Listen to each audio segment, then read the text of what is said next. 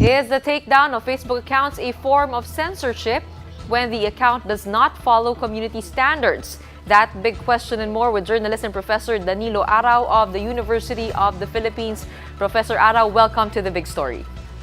Yeah. Hello. Good evening, Gretchen, and thank you for having me. Okay. Professor, puntahan po natin yung pagsuspinde doon sa account ni Attorney Vic Rodriguez. He says this is because he is the chief of staff of Bongbong Marcos Jr.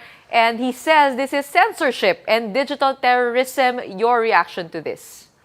Well, Facebook has already said that it's basically a mistake because it's an imposter account. To say that this is censorship is to, make a mountain, make a molehill rather out of a mountain because it's a non-issue. Actually, over the weekend, Gretchen, I should tell you that some of the posts of Contradaya, as well as my own posts, were incorrectly flagged by Facebook. But after a few hours, these were restored after we disputed the decision made by Facebook. So it's a non-issue. So he should just keep quiet about it and not make a big issue out of it. Okay. Actually, follower niyo po ako sa Twitter. So nakita ko yung pag-flag sa Contradaya at I think it was a post about the party list race. You did the fact-checking and then Facebook took it down. Is there anything that bothered you when it comes to how the community standards are, being implemented across different accounts on Facebook? Yes, to be fair, Facebook is doing something about disinformation, but apparently the algorithm is very, very tricky because it can be gamed by peddlers of disinformation. That's very unfortunate. Just for the record, Contradaya's posts on a fact check were apparently flagged because we used as one of the sources an article published by the Philippine News Agency. Now, the PNA as a state media entity has been quite notorious for red tagging as well as other forms of disinformation and malpractices in journalism bordering on public relations. Now, some of the articles there may still be somewhat informative, but for the most part, this is basically a disinformation peddler as well. So they tend to justify the tyranny and impunity characteristic of the Duterte administration. So the challenge for Facebook as well as other social media platforms would be to mix algorithm with human intervention. Now, a long time ago, Gretchen, I should put on record that we already raised that with Facebook. There should be a clear, more honest-to-goodness partnership with journalism and with journalists and the academe in terms of curbing disinformation. There is already a wide literature here and abroad on the science behind the industry that is fake news.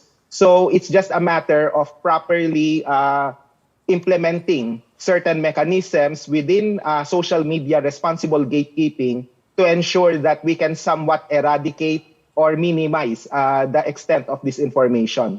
Okay, just to be clear to our viewers, it's a very tricky, I think, concept, also a thin line between freedom of expression and fighting disinformation. So when do you say exactly it's censorship and when is it not?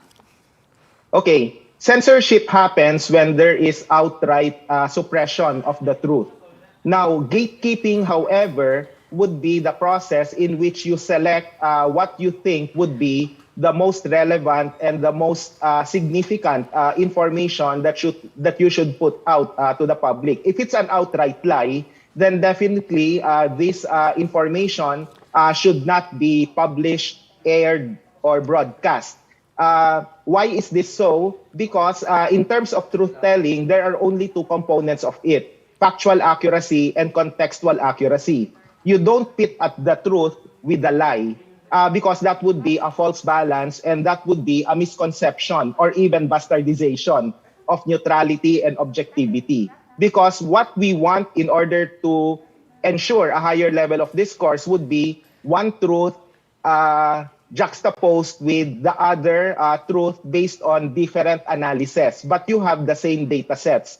In other words, we should not dispute the facts. The facts are the facts. These are statistics, these are qualitative and quantitative information.